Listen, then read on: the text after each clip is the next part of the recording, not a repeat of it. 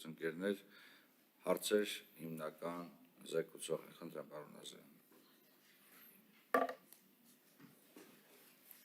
Շնորհակալություն։ 3 հարց, առաջին հարցը կոմիտեն ստեղծվել է մոտ 4 տարի առաջ 21 թվականին եւ հիմնական խնդիրը, եթե չեմ սխալվում, կոռուպցիայի դեմ պայքարն է։ Ձեր գնահատմամբ Հայաստանը այսօր կոռուպցիայի ինչ աստիճանի վրա է, ես նկատի ունեմ ձեր գնահատականը, ոչ թե միջազգային ինչ-որ աղյուսակների գնահատական։ Ձեր կարծիքով Հայաստանում արկա իրավիճակը նպաստավոր է, որ օտարերկրյա խոշոր ընկերությունները դիտարկելով հայաստանյան կոռուպցիոն իրավիճակը Հայաստանում խոշոր ներդրումներ անեն։ Ձեր կարծիքը եւ դուք օրինակ 2025 թվականին առաջարկներ ներկայացրել եք կառավարությանը, թե ինչ է պետք անել, որ այս կոռուպցիոն երևույթները հնարավորին չափ նվազեն։ Ձեր դիտարկումները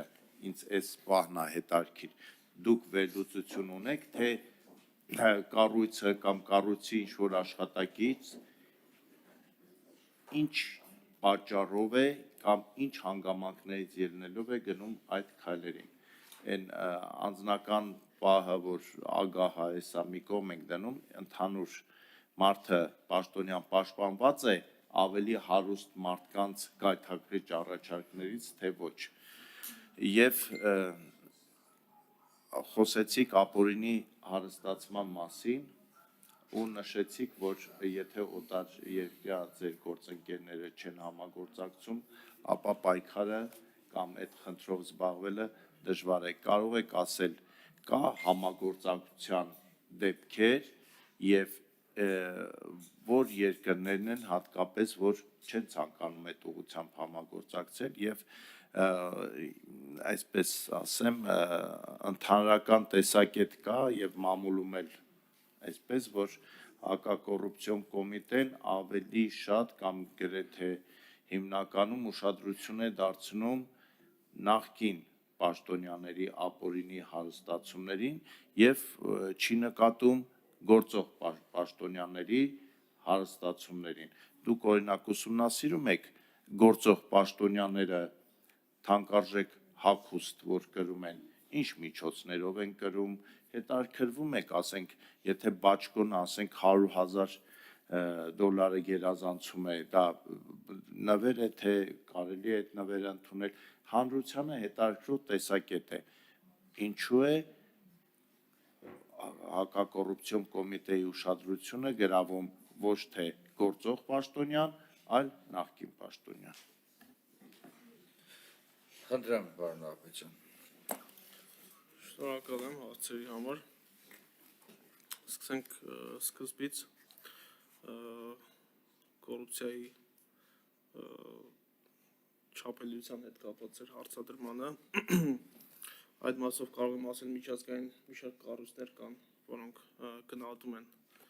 կոռուպցիայի ինդեքսը Հայաստանի Հանրապետությունում։ Մենք առանձին այդ մասով ուսումնասիրություններ եւ ըստ էության վիճակագրություն բալային չունենք, բայց կարող ենք ասել, որ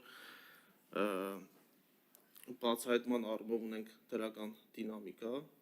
եւ ըստ էության նաեւ համակարգային պայքար կոռուպցիոն երևույթների դեմ։ Այսինքն նույնիսկ գերատեսչությունները իրենց ներսում ստեղծել են հակակոռուպցիոն վարչություններ, կոռուպցիայի դեմ պայքարի հատուկ ստորաբաժանումներ, որոնք պայքարում են կոռուպցիոն երևույթների դեմ եւ այդպիսիք հայտնաբերելու դեպքում նաեւ հանցագործության մասին հաղորդումներ են ներկայացնում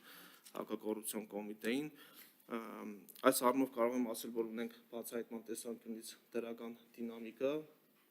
ինչը ոչ թե խոսում է կոռուպցիոն երևույթների, կոռուպցիոն հանցագործությունների աճի մասին, այլ բացահայտման ուղղությամբ կատարված մեծածավալ աշխատանքների մասին։ Եվ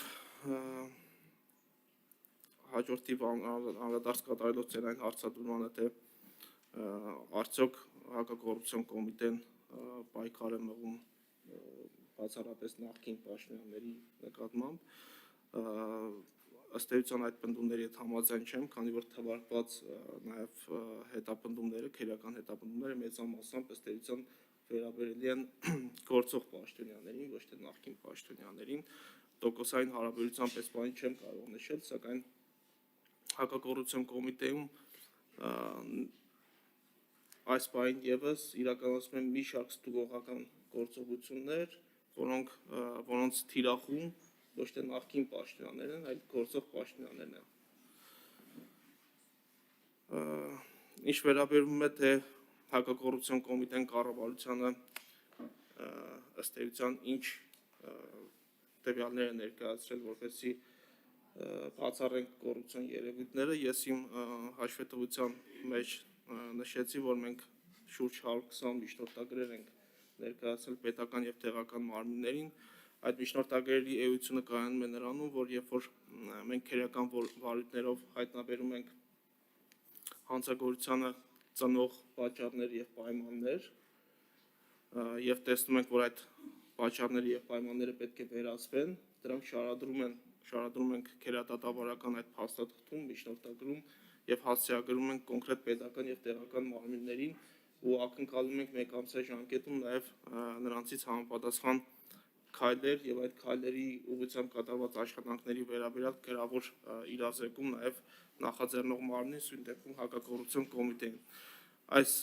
միջնորդագրերի էությունը հենց կայանում է դրանում, որ մենք հետագայում բացառենք կոռուպցիոն բնույթի հանցագործությունների կատարումը, թվաքանակի ավելացումը եւ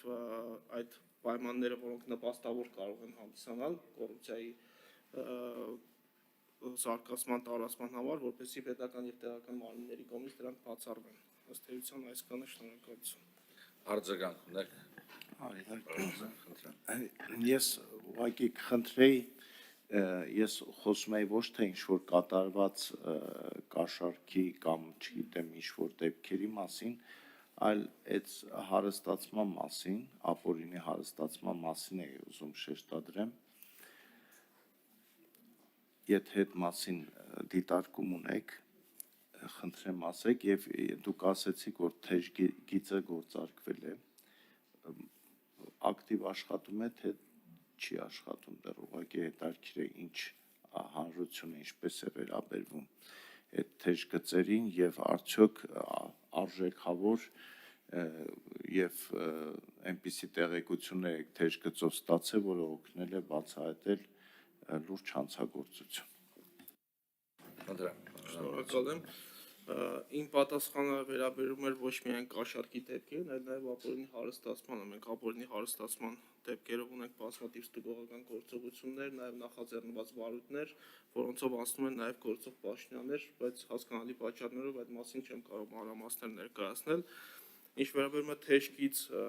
ծառայությանը, որը ստեղծվել է 2025 թվականի ընթացքում, մենք յուրաքանչյուր ամսվա կտրվածքով ստանում ենք հարյուրավոր հեռախոսազանգեր եւ երաշխավորում ենք հեռախոսազանգ կատարողի գաղտնիությունը, եթե նա այդպիսի ցանկություն է հայտնում, ընդ որում ունենք նաեւ քերական վարույթներ, որոնք նախաձեռնվել են թեժ գիծ ծառայությանը կատարված հեռախոսազանգերի ստուգողական գործողությունների արդյունքում։ Այսինքն դա որպես նորամուծություն ըստ էության մենք գնահատում ենք էֆեկտիվ եւ ներկայում եւս ամենօրյա ռեժիմով այդպիսի հեռախոսազանգեր ստանում ենք։